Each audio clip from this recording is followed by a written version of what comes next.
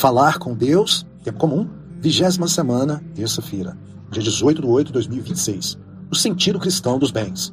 Os bens da terra devem ordenar-se para o fim sobrenatural do homem. Vejamos. Os apóstolos viram com pena como o jovem que não quis abandonar as suas riquezas para seguir o mestre se retirava. Viram-no partir com essa tristeza característica dos que não querem corresponder ao que Deus lhes pede.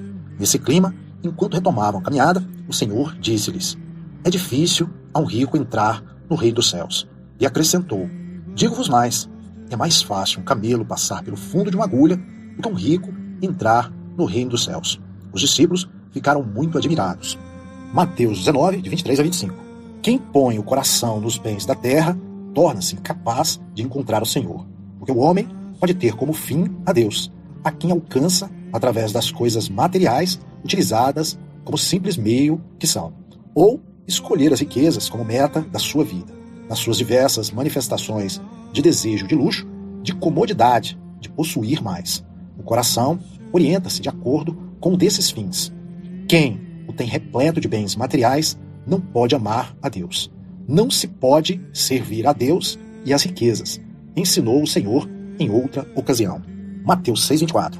O termo arameu original que o Senhor utilizou para referir-se às riquezas foi mamon, e designa com irrição um ídolo. Por que se trata de um ídolo?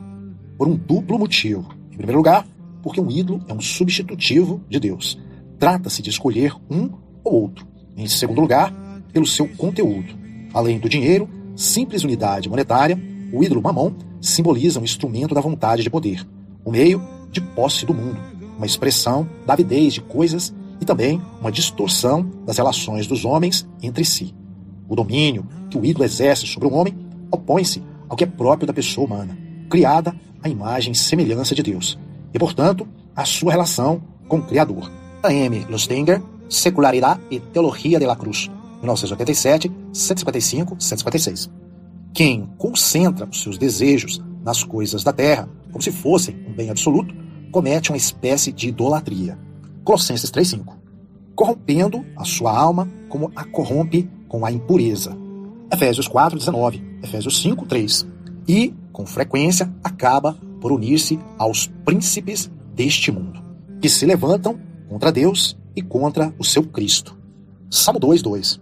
O amor desordenado pelos bens materiais, sejam poucos ou muitos, é um gravíssimo obstáculo para o seguimento de Cristo, como se observa no episódio do jovem rico e nas palavras duras e enérgicas com que o Senhor condena o mau uso das riquezas.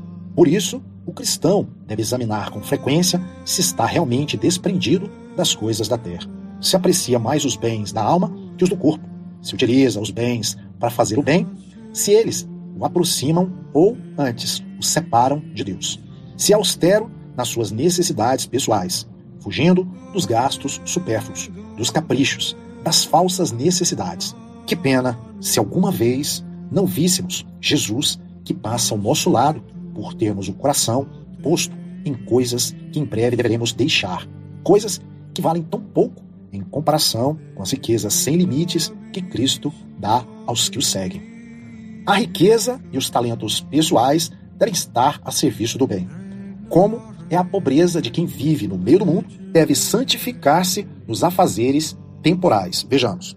O cristão que vive no meio do mundo não deve esquecer, no entanto, que os bens materiais em si mesmos são bens, que ele deve produzir em benefício da sua família e da sociedade, das boas obras que mantém com seu esforço, que lhe cabem santificar com eles. Nada mais distante do verdadeiro espírito de pobreza laical que a atitude escolhida de quem vê com medo o mundo e as suas riquezas. O verdadeiro progresso e o desenvolvimento, também material, são bons e queridos por Deus. E o Senhor não pregou nunca nem a sujidade, nem a miséria. Todos temos que lutar, na medida das nossas possibilidades, contra a pobreza, a miséria e qualquer situação de indigência que desagrade o ser humano. A pobreza do fiel cristão, que deve santificar-se no meio das suas tarefas seculares, não depende de uma circunstância meramente exterior, de ter ou não bens materiais. É algo mais profundo que afeta o coração. O espírito do homem consiste em ser humilde diante de Deus em sentir-se sempre necessitado diante dele, em ser piedoso, em ter uma fé rendida que se manifesta nas obras e na vida. Se possuem essas virtudes, e além disso, abundância de bens, a atitude do cristão deve ser a do desprendimento, da caridade generosa. E quando aquele que não possui bens materiais abundantes, nem por isso será justificado diante de Deus, se não se esforça por adquirir as virtudes que constituem a verdadeira pobreza. Na sua escassez, pode manifestar também a sua generosidade, o seu domínio sobre as coisas e estar desprendido do pouquíssimo de que dispõe. Jesus esteve muito perto dos pobres, dos doentes, dos que passavam necessidade, mas entre os mais chegados à sua pessoa não faltaram pessoas de fortuna mais ou menos considerável. As mulheres que o sustentavam com seus bens eram pessoas de posse. Alguns dos apóstolos, como Mateus, os filhos de Zebedeu, tinham alguns meios econômicos. José de Arimateia, que é mencionado expressamente como discípulo do Senhor, era um homem rico. Mateus 27:57. Ele e Nicodemos tiveram o privilégio de receber o corpo morto de Jesus. João 19:38. Para cujo sepultamento este último trouxe uma grande quantidade de aromas. Umas 100 libras, mais de 30 quilos. A família de Betânia, pela qual Jesus nutria uma especial amizade, era provavelmente de bom nível social, pois foram muitos os judeus que acudiram à sua casa quando da morte de Lázaro. O Senhor faz-se convidar o Zaqueu, que o recebe em sua casa, e admite-o entre os seus seguidores. Lucas 19:5. As próprias roupas de Jesus eram de bom preço, pois vestia uma túnica inconsútil, orlada. Os bens da terra não são maus. Pervertem-se quando o homem os erige como ídolos e se prostra diante deles. Enobrecem-se quando os convertemos em instrumentos a serviço do bem. Uma tarefa cristã de justiça e de caridade. Não podemos correr atrás dos bens materiais como quem vai à busca de um tesouro. O nosso tesouro é Cristo, e nele se devem concentrar todos os nossos amores. São José Escrivá é Cristo que passa, 35. Ele é o verdadeiro valor que define toda a nossa vida.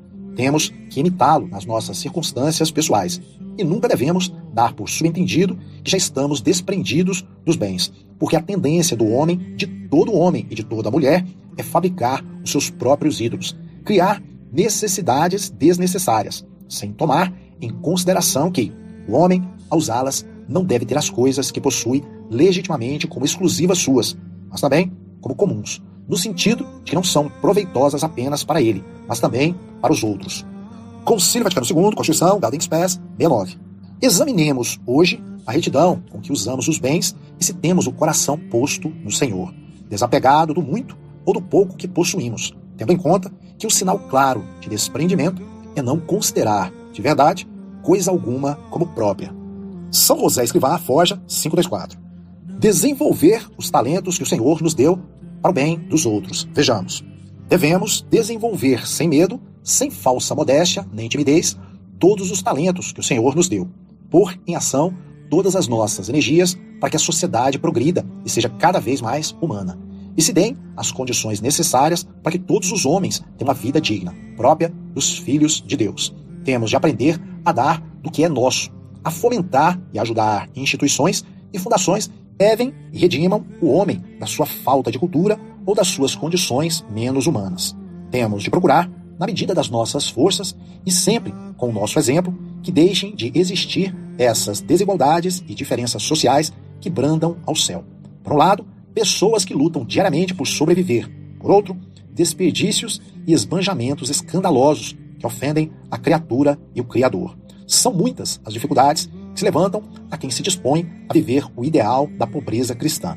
Dificuldades internas no nosso coração, em que subsistem as raízes do egoísmo, da posse desordenada e da ostentação. E externas, as de um ambiente lançado desenfreadamente na busca dos bens de consumo.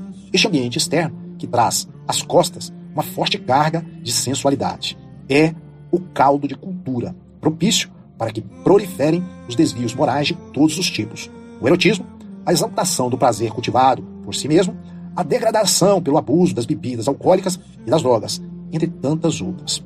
É evidente que tais excessos surgem como consequência da profunda insatisfação que o homem experimenta quando se afasta de Deus. O resultado salta à vista. Homens e mulheres incontáveis já desprovidos de ideais, sem critério nem sentido claro das coisas da vida, que se levantam contra o Senhor e contra o seu Cristo. Fuertes el sentido cristiano de la riqueza, 988, páginas 86, 187. O fim do cristão nessa vida não pode ser enriquecer-se, acumular bens, possuir tanto quanto puder. Isso levaria ao maior empobrecimento da sua pessoa. A temperança, na posse e no uso dos bens, dá ao cristão uma maturidade humana e sobrenatural, que lhe permite seguir Cristo de perto e realizar um grande apostolado neste mundo. É necessário oferecer à sociedade um exemplo firme de austeridade, que a tire da cegueira em que pode encontrar-se e lhe sirva de apoio para arrepiar o caminho. Comecemos nós mesmos, por ser destes homens heróicos, basta um punhado deles, que põem em desprezar as riquezas o mesmo empenho que os homens põem em possuí-las. São José Escrivá, caminho 633. A Virgem, que soube viver como ninguém essa virtude da pobreza, ajudar-nos-á hoje a formular um propósito bem concreto, que talvez consista em corrigir detalhes, ou talvez nos leve generosamente a rever toda a nossa vida, de alto a baixo, para imitarmos verdadeiramente o Senhor, que, sendo rico, se fez pobre. 2 Coríntios 8:9. Ave Maria, cheia de graça, o Senhor é convosco. Bendita sois vós entre as mulheres, e bendito é o fruto do vosso ventre, Jesus. Santa Maria, Mãe de Deus, rogai por nós, pecadores, agora e na hora de nossa morte. Amém.